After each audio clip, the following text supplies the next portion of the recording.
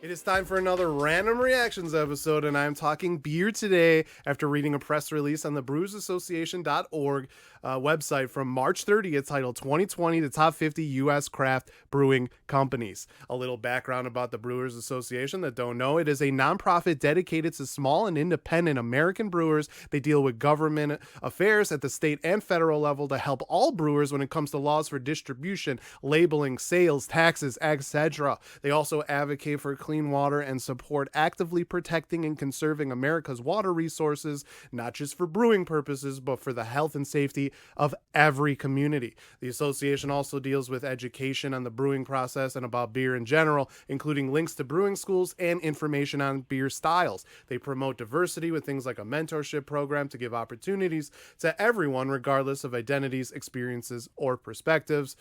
They have over 5,000 U.S. brewery members and over 45,000 members of the American Home Brewers Association, as well as members from the Allied Trade beer wholesalers, retailers, individuals, other associate members, and the Brewers Association staff. And of course, they keep statistics about nation production and sales, benchmarks, and industry data sets. You can read more by visiting the website. The link is in the description. And of course, data is why I'm talking about the association today. The top 50 craft breweries and the top 50 overall brewery lists are very interesting. 40 of the top 50 overall breweries are small and independent craft breweries. That is amazing.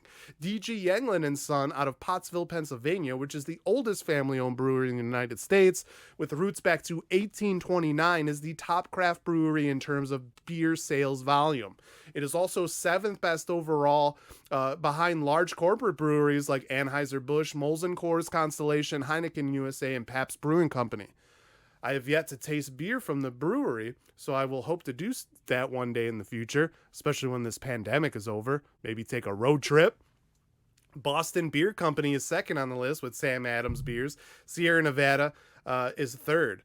But a few things stood out to me on this list. And the first thing, I used to live in Madison, Wisconsin. I did so for over a decade. And I love the fact that New Glarus Brewing Company is number 12 on the craft brewer list. Number 21 overall, too. That is amazing for a brewery that only distributes in one state, as you cannot get New Glarus beer anywhere unless you are in Wisconsin.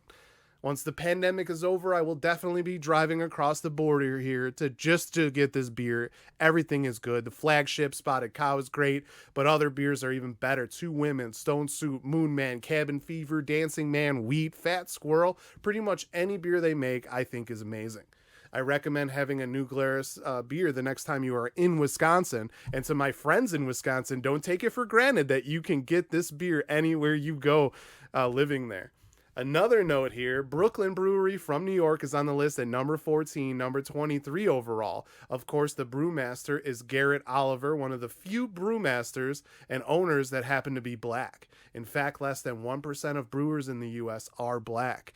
Oliver, of course, also founded the Michael James Jackson Foundation of Brewing and Distilling during the pandemic. The foundation aims to create grants to fund scholarship awards to black, indigenous, and people of color within the brewing and distilling trades.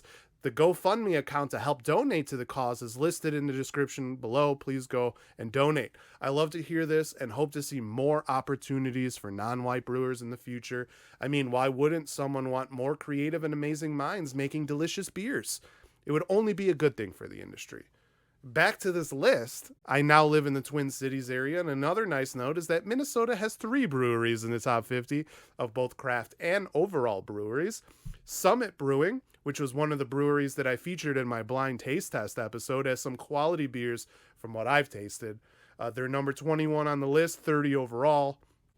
The Elderflower IPA and Slugfest Juicy IPA were both decent, with the Elderflower IPA actually winning a round in my taste test. I hope to try even more beers once the pandemic is over and visit the brewery.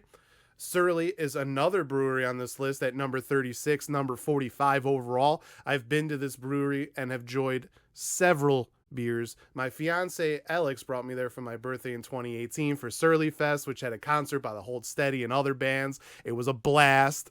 While there, and since it was the fall, I had the Surly Oktoberfest, the Surly Stout, and the Schadenfreude. I have had several hoppy beers that they sell in stores as well, including this Citrus Pale Ale and the Surly Furious. Both of those are very good. Everything I've had and I've enjoyed, and I can't wait to try even more beers there as well and go back and visit again. But the one Minnesota brewery that caught my eye on the list was one I had only noticed on the map I was checking when I first moved here. Coming in at number 23, number 32 overall, August Shell Brewing Company out of New Ulm, Minnesota. I actually planned on visiting here last summer, but the pandemic happened. And when I saw the brewer on the list, I was very intrigued. I've never had any of the beers, and when checking the beer list, I got really excited. Hefeweizens, Bocks, German-style Gozes, Vienna-style lagers, my cup of tea. My mouth is salivating just thinking about them. You know what? It's a beautiful day outside. Spring is in the air. I'm going to break from this box, go outside, and try a few of these beers. See what the fuss is all about. Welcome outside on this beautiful spring day here in the Twin Cities area, where I will be trying 4 different beers from the August Shells Brewery, which is in New Ulm, Minnesota, the second oldest family-owned brewery in the United States. So that's very exciting for me. I've never had any of these beers. I just noticed it on this list of top 50 craft breweries, and I wanted to really give these a try, especially since I just moved to this area for the past couple of years, and the pandemic happened, and I wasn't able to get out and actually try a lot of these Minnesota beers. So I'm going to be going down the line from the sampler pack I got. Shell's Fire Brick. It is a Vienna-style amber lager. That sounds very good. The Shell's IPA, which sounds pretty straightforward. The Shell's Cream Ale, and then also this limited batch from Shell's.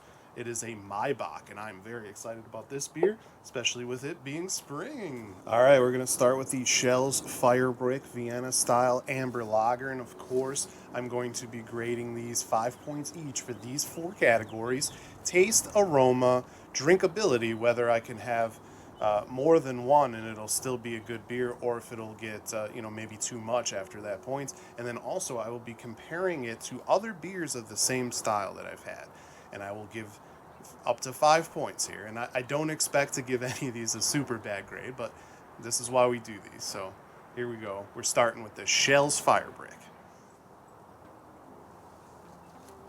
Oh, it almost smells like a brewery. It's very, very, very nice aroma. Now, when you walk into a brewery and you get that grain smell, that's what I get here, and I love it. It's one of my favorite things. At first, it was just let's add as much hops as possible, but I have to say that this beer right here is probably in the medium in terms of how much hops that they were adding. They definitely tried to make a simple IPA, and I applaud them for that. It's a good, solid, simple beer, but there's nothing really complex about it. It's very flowery as opposed to like a citrusy hop. Obviously, it's a limited batch, so it says this is number 001. Ooh, the yeast flavors definitely come through as well. Definitely get some banana in there. Very tasty. If I went there and I saw all the other beers on the list, I probably wouldn't get this. And like I said, the aroma had them like a flowery type hop, and I'm getting that here as well. It's not citrusy, it's not fruity. It's very solid. I like the subtleness of the grain. I mean, it's there. You have to look for it a little bit, but it is there, and it's a good flavor. And it's very smooth at this point after a couple of sips. Was having an all-day kind of a barbecue thing, I probably would want this because, you don't want to be all blitzed trying to cook food and stuff for people. So I'm not necessarily getting a huge amount of the grain, but I definitely get the hops. It's very subtle aroma. It's not the best aroma that I've had in a beer for sure.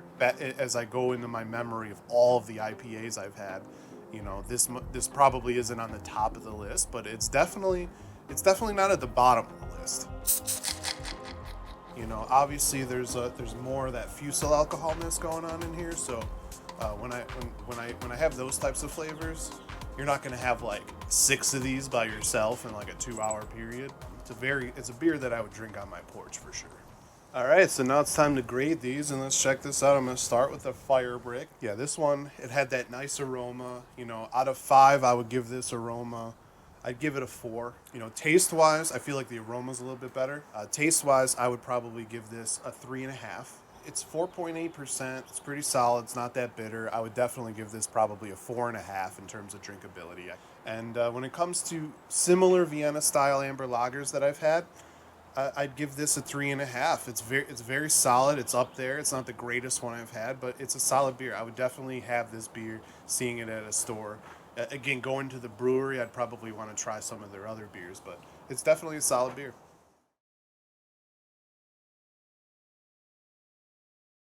Moving on to the Shells IPA.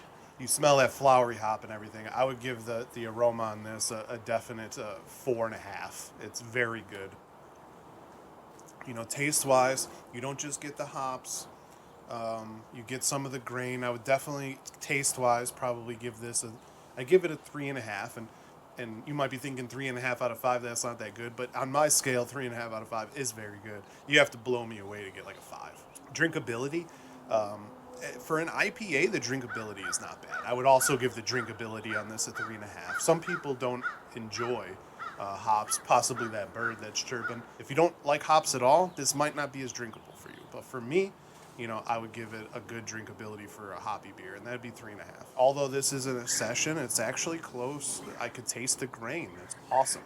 So I would personally give this Shells IPA, in terms of how many IPAs I've had, I'd probably give it a 3.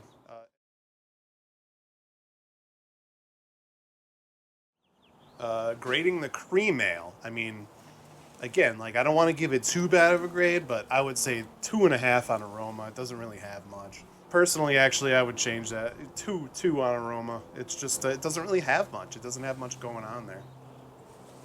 You know, taste wise, I'd probably give it a 2.5. It's pretty in the middle. It's not horrible, but it is what it is. This wasp really loves this cream ale, though. Yeah, I mean, I've definitely had better beers. In terms of cream ale, I mean, just the cream ale I've had from Castle Danger had more flavor than this. I'd give it a 3.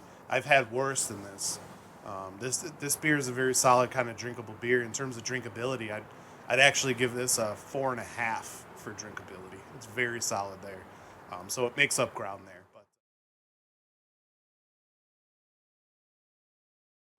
And lastly, we come to the Maibach, and the aroma was amazing. The aroma on this one, I would definitely give a 4.5. It's very solid aroma.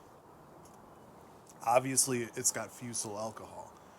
Maybe in more grain to mass that would be good. But in terms of taste, I mean, it's a very solid beer. It's kind of on the 3.5, 4 range for me. Yeah, I'd have to give it a 4. I think the only thing holding it back from going higher is maybe the fusel alcohol taste is a little too much. This beer is, I'd probably give it a 3 in drinkability because of that fusel alcohol taste. Is probably the one thing holding it back, I think. In terms of other Maibachs that I've had, I would probably put this in the 3.5 range. Altogether, everything that I'm talking about, I would say that this beer is very solid. It's very good, but I've had better.